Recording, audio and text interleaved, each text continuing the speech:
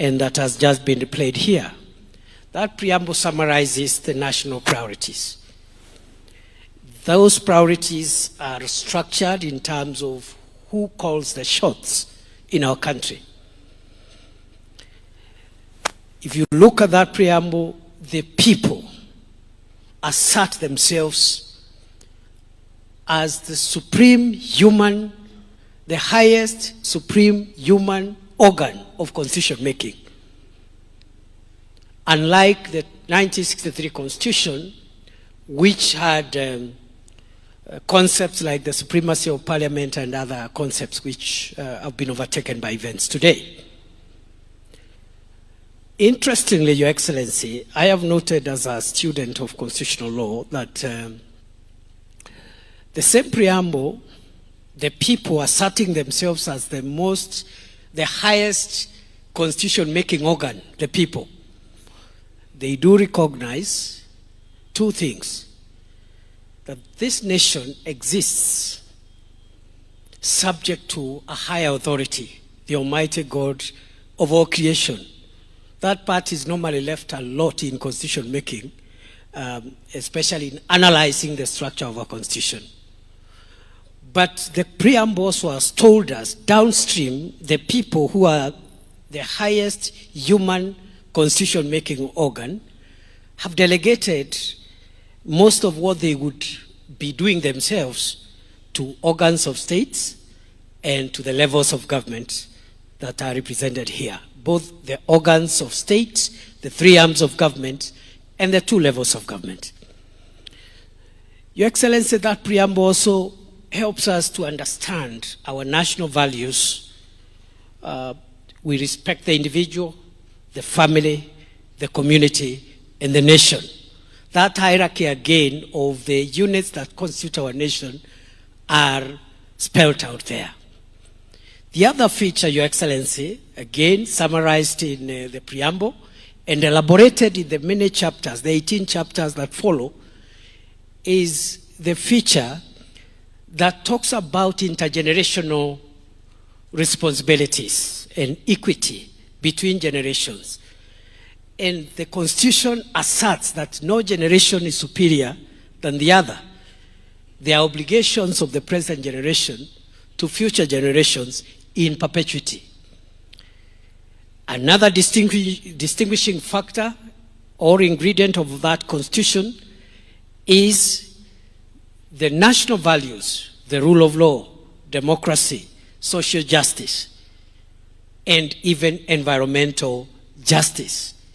Again, it is spelled out in the preamble.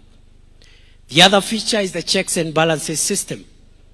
If you look at the chapters on the three arms of government, the legislature, the executive, and the judiciary, and how they relate with each other, the national government and the county governments, the independent commissions and offices, again, that relationship has been defined there. Two other distinguishing characteristics before I end my remarks, Your Excellency. And the one is that the Constitution creates a very, very paradigmatic shift on the rights and freedoms of the individual in a very dramatic way. And even as we pause to look at the challenges we are facing as a country today to implement this wonderful Constitution, one of the areas that has brought a lot of heavy lifting as a nation is that issue around the freedoms of the individual and how individual citizens relate with one another. Finally, Your Excellency, this Constitution, again in the preamble, summarizes our sovereignty as a nation in two aspects. One is it has said that we must protect the nation and its people so that we can be free from fear and free from want. Those are two important aspects of this Constitution. The freedom from fear is what protects individuals and citizens so that they are not harmed by one another, they are not harmed by organs of state, they don't harm each other. And then you have the military for the defense and also the institutions of internal security for the internal moderation of law and order to prevent us from hurting each other so that we can be free from fear. But finally, this constitution is also about our sovereignty so that we can be a country free from want. Again, this is a very, very drastic introduction, not only for Kenya's constitutional framework, but for constitutional theory.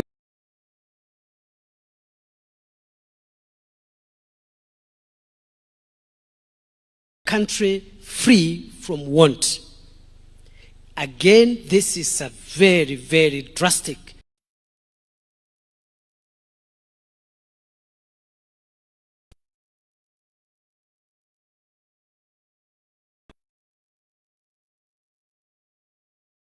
democracy and the rule of law and civil liberties, without saying, as much as these are important, there are other freedoms that a human being must be free from to actualize their full potential on earth. They must be free from hunger.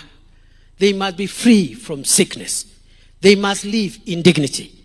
And that is the chapter on the Bill of Rights, on the socio-economic rights, which your administration, Your Excellency, has taken head on to deal with the difficult issues of public health and ensuring every citizen has the highest standard of health, making sure that we, as many Kenyans as possible, live in dignified dwellings which have sanitation, which can pass for dwellings that are of dignity, and so on and so on. The food security programs, the agriculture programs are speaking to our socio-economic rights enshrined in Article 43 that calls on the state to make sure you create access to the services that lead to asserting the sovereignty of the people of Kenya so that they can be free, not only from fear, but they can be free from want. Your Excellency, as I call the panelists who are much more qualified than I am on this subject, I want to say many of the people who fought, labored and sweated so that we can have this beautiful Grunom law, this Grunom, this constitution, are not with us today. They have rested from the sweat and the labors of this world, and they are no longer with us. But their spirit walks with us. A few are still with us. And looking around at this hall, I see many, many of those who are part of this very difficult but important project for recreating a new Kenya. I have seen former Prime Minister Raila Odinga and many others. And I think I am in good space, and I look forward this afternoon to refreshing my memory, my mind, and my value system as a Kenyan on what I need to do to make sure that I live to the spirit and I live up to the spirit and expectations of the Constitution in the office that I occupy. With those many remarks, Your Excellency, I've been requested to call the panelists. I don't know where they'll speak from. You give me that program, Michael. Just a minute.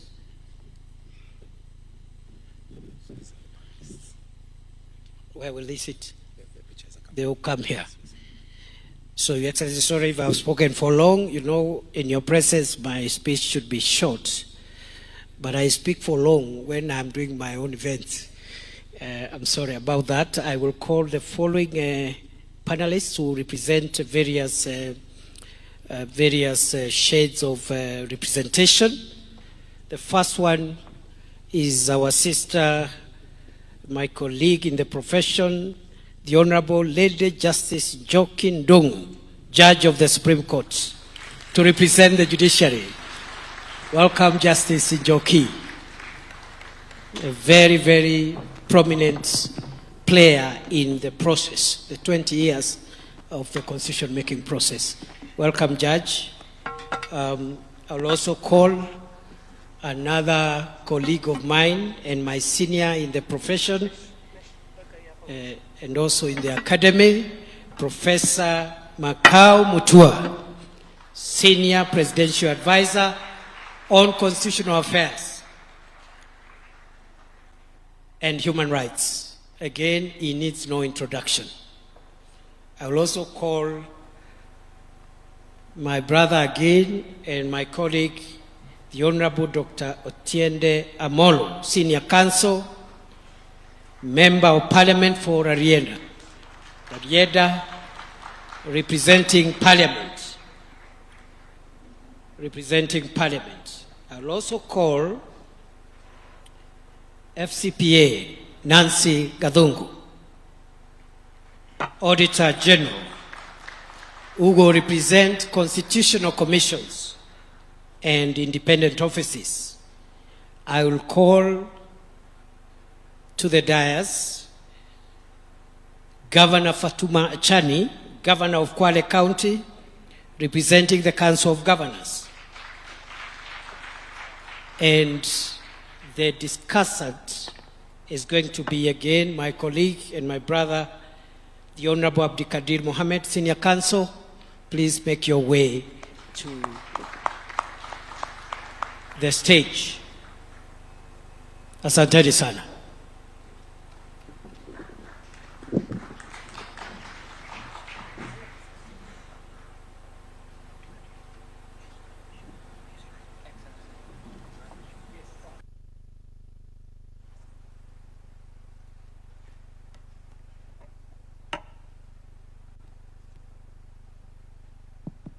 Thank you, Your Excellency. I think we'll go straight into it. Your Excellency, the President, distinguished ladies and gentlemen, our hope is that we're going to have a fairly open, transparent discussion on the achievements and the challenges our Katiba has faced 15 years down the line. For a long time, we have referred to the Katiba as the new constitution. I think the population mean in the country is about 19 years. The Katiba is 15 years old. I think it's fair to say that a majority of Kenyans have lived with this constitution. So they are born after the promulgation of the Katiba. And the Katiba over the last few days has had quite a bit of discussion, Your Excellency, because of your gesture to honor this day going forward. And I wish to thank you sincerely, Your Excellency, for that gesture, because constitutions are ideas, and ideas require ceremony, ideas require norms to take hold. And for our constitutionalism to take hold, we need this celebration. So I want to thank you most sincerely. You get criticized a lot for a lot of things. We must celebrate when you do great things, and this is indeed a great and wonderful thing. The gentlemen and ladies up here are experts, as His Excellency the Deputy President said, on the matters they're going to talk about. They represent the organizations we have talked about. As we discuss, I'm going to be throwing one or two questions at them. If you have seen the discussion over the last 1 week, many Kenyans have strong views about our Katiba. Quite a number of them will tell you what they think are the hits as far as the Constitution is concerned, and what they think are the challenges, including on the organizations and institutions. If you ask the average Kenyan, they will have a positive view about devolution, for example. And devolution is represented by High Excellency, the Governor here.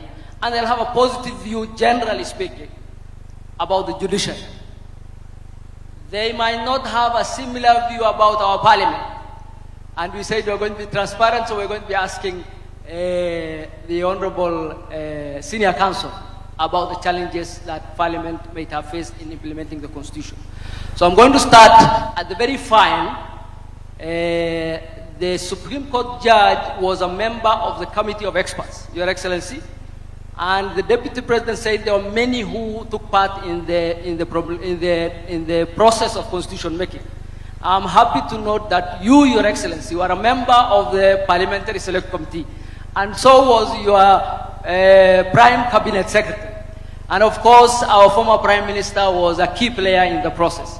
But on this side, we have the senior counsel on that end who was a member of the Committee of Experts, and her ladyship, the Supreme Court judge, who was also a member of the Committee of Experts. Those are the two organs that really process the Katiba in terms of the review process. So I'm going to ask Justice Njoki, who was a former parliamentarian, who is a lawyer of much repute, and who, during her time, championed quite a bit of the Bill of Rights. What she thinks really the Constitution has delivered for the judiciary, to the point where Kenyans think the judiciary ought to be celebrated.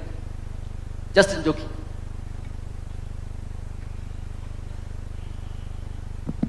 Thank you very much, Chair. I think that the thinking during the drafting of the Constitution, that the judiciary was a subject matter, that there was trust deficit around the judiciary because most of the judges, or all the judges, were direct presidential appointees. The judiciary had no budget, and therefore Kenyans were very untrusting or distrusting. I think moving from the promulgation of the Constitution of Kenya 2010, we've seen many changes.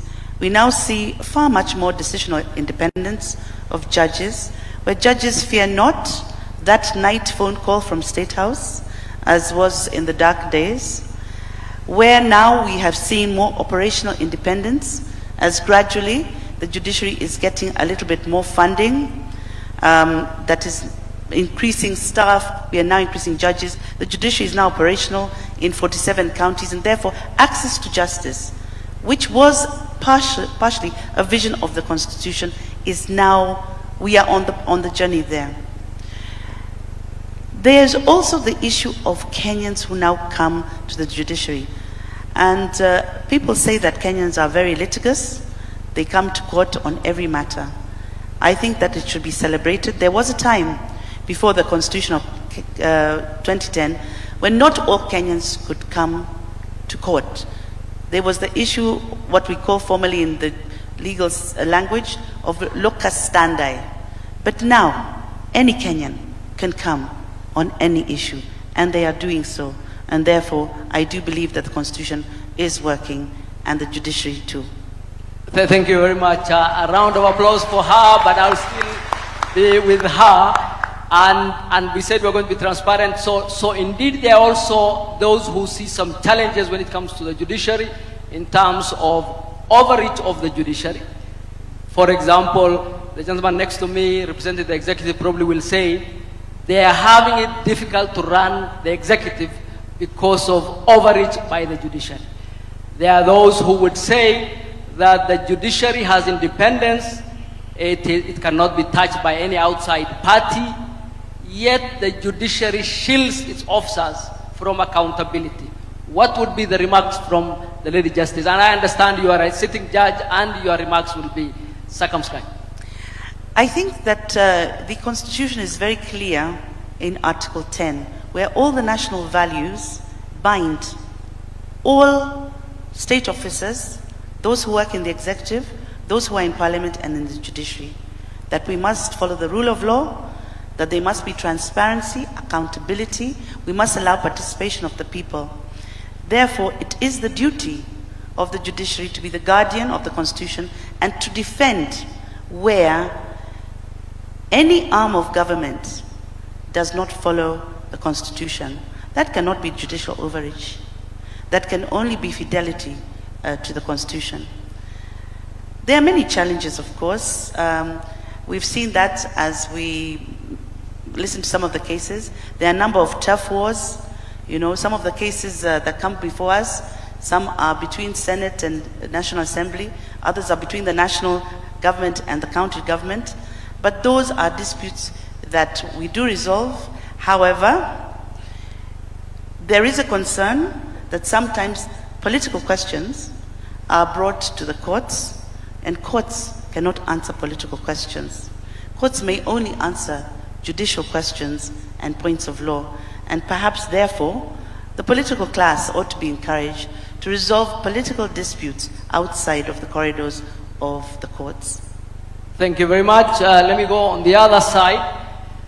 Senior Counsel, Parliament is the first institution of the Constitution. Much is given by the Constitution to Parliament. It has the power of the purse, it has the power to vet the President's senior appointments, it has the power to make laws, it has the power to summon any and all government organs. Yet, I think I speak for many if I say many Kenyans are not happy with our National Assembly and our Senate, starting from the President and the former Prime Minister all the way to the villages. What is it about Parliament that has not endeared itself to the people as far as the powers given to Parliament by the new Constitution and the powers given by the people to Parliament? Thank you, Session Chair. First, allow me to thank the President for the proclamation. Your Excellency, you'll be surprised when you are watching the ceremony for promulgation. I'm sure you did not see the committee of experts anywhere. We were 9 of us, 3 international experts, 6 local experts. Our chair has since passed on, the Honorable Nzamba Kitonga AC, and I'm praying that he might be recognized posthumously. But as soon as we released the final text of the Constitution to the government printer, nobody remembered us. We didn't even have a seat. So it is today that now I have a seat. So I thank you 15 years later. Njokindungu will tell you, Professor Sempebwa brought his wife all the way from Uganda and could not sit.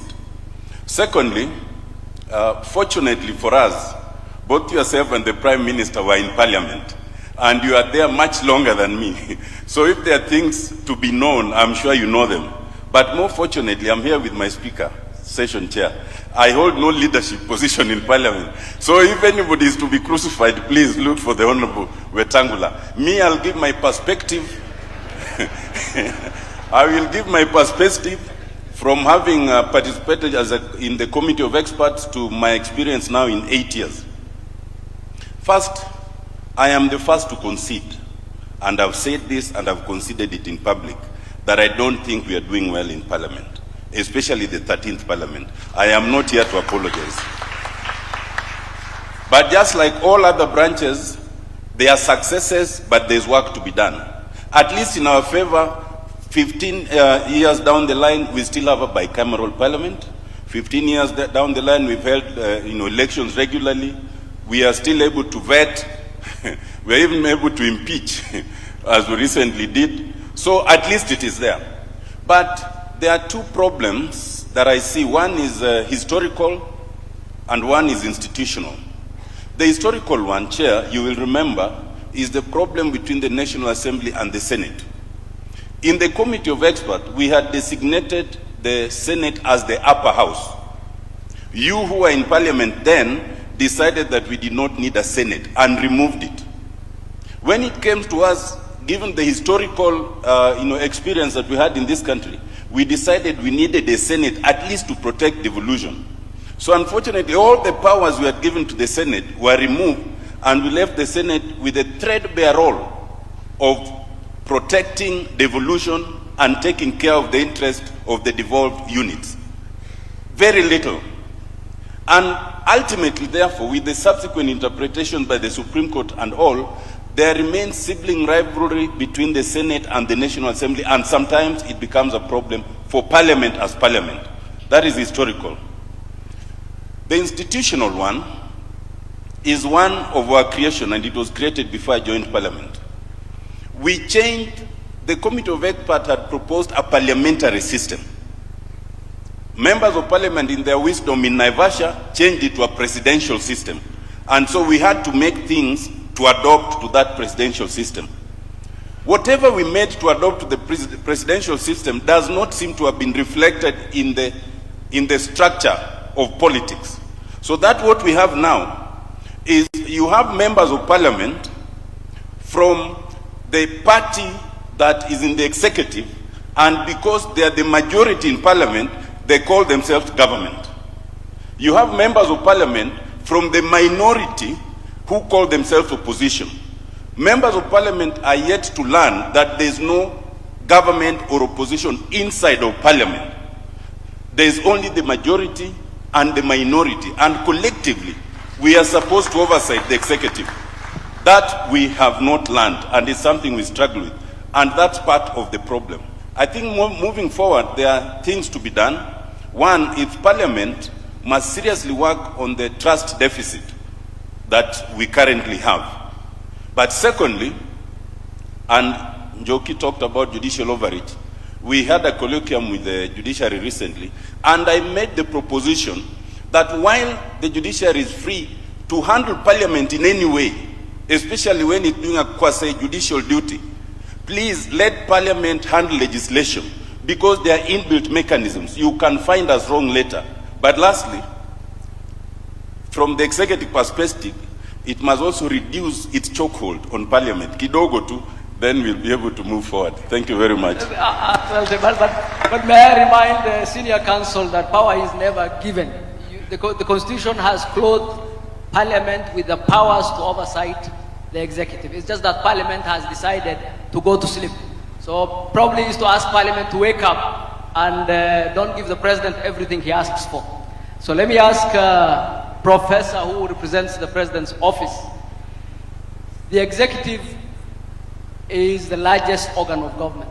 The executive is the implementer and usually is the culprit when it comes to rights. What is it about our Katiba that has limited the powers of our executive to make sure that the executive is accountable to the people? Thank you very much, Abdul Kadir. I just want to say, first of all, you'll sympathize with me because you have asked me to answer a question and to speak about the executive in the presence of my boss. I have told you in the military, when you want to speak freely, you ask your commander to speak freely. So we'll ask the President to give you permission to speak freely. Luckily, the 2010 Constitution protects me from any adverse conduct from anyone in the Republic. I just want to say that of the three arms of government, the one that has the awesome responsibility for the security, the protection, and the prosperity of the Republic of Kenya is the executive. This is a job like no other. Now, in constitutional theory, as you know, and political practice, the three arms of government are supposed to be co-equal.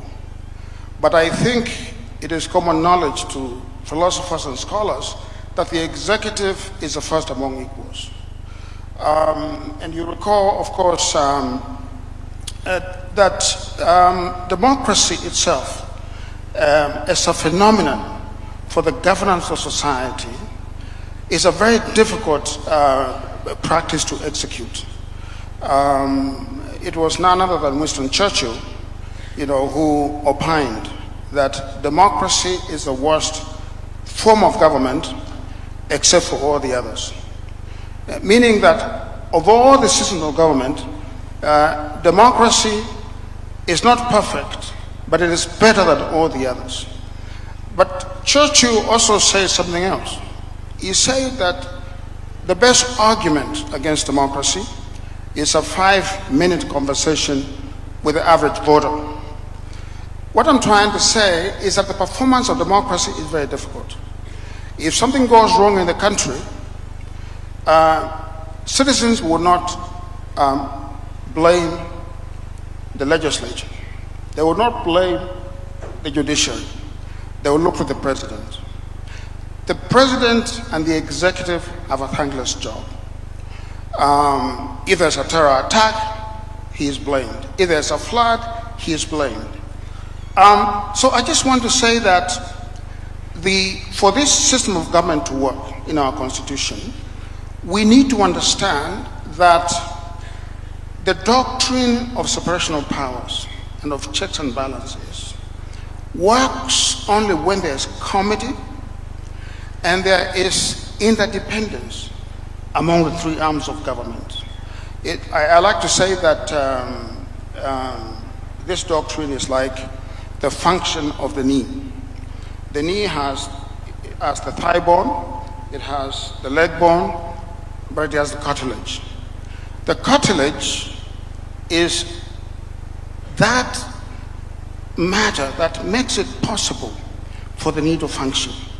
If you remove the cartilage, you're going to have both bones rubbing against each other. So what I'm trying to say is that the judiciary is the cartilage of a democratic polity. It must do its job in our constitution. The legislature obviously must make laws. The executive must implement those laws. And so what our constitution gives us is a system in which the three arms of government, they are independent, I want to say that, but fundamentally, when they practice governance, they do so in a way that is interdependent. And I think there should be no mistake about the concept of interdependence. That concept does not mean that the judiciary, for example, when it is looking at policy, it is looking at the decisions of the government, of the executive. It does not mean that if it exercises its mind on, for example, the principle of the political doctrine, okay, giving the benefit of the doubt to the executive because of its awesome responsibility. It does not mean that the judiciary is ceding its independence. It means that it's understanding how the system works. The system works in a give and take way, and the system works only when there's comity among the three branches of government. I just want to say also, because of recent conversations that have taken place, that the legislature itself, it represents the people. So, in a sense, the legislature must be almost as clean as Caesar's wife. Okay? And I have seen, and I want to say this in front of everyone here, I have seen a reaction by the legislature when it was called out on the question of corruption. I have to say that their reaction really could have been better. Instead of looking inward, which is what our constitution demands, they became defensive and looked outward. The judiciary, similarly. Obviously, the executive as well. But I think fundamentally, there has to be this working committee between the three arms of government. Thank you very much. Thank you very much. A round of applause, please, for a good professor. And I hope the president will not take any actions against him if he has spoken too freely. Let me go to the auditor. Our old constitution had the controller and auditor. Yours is now the auditor. Many Kenyans are happy with the reports you produce, and many Kenyans have a positive view generally about the auditor's office. What is it about the constitution that has helped your office come into being and exercise those powers to the point where many are happy with what you do? Thank you very much, Moderator, Your Excellency. Again, I join my colleagues here in recognizing the importance of this day. It heralds a new era that moving forward, hopefully, we shall put the Constitution at the front of all decisions and actions that we take as government. To answer the question concerning the Auditor General, we'd have first to demystify and remove the misconception concerning constitutional commissions and independent offices.